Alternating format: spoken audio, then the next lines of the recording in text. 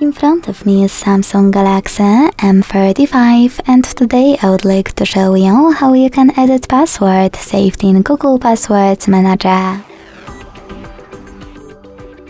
Begin by launching Settings and scrolling all the way down to access Google. Then hit All Services, select Autofill, Autofill with Google and Google Password Manager.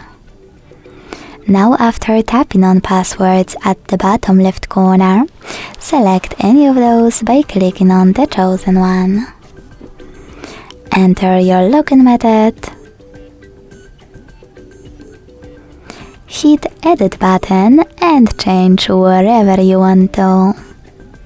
When you finish, hit Save at the top right corner.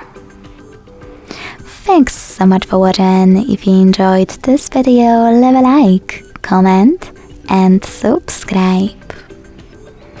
Bye!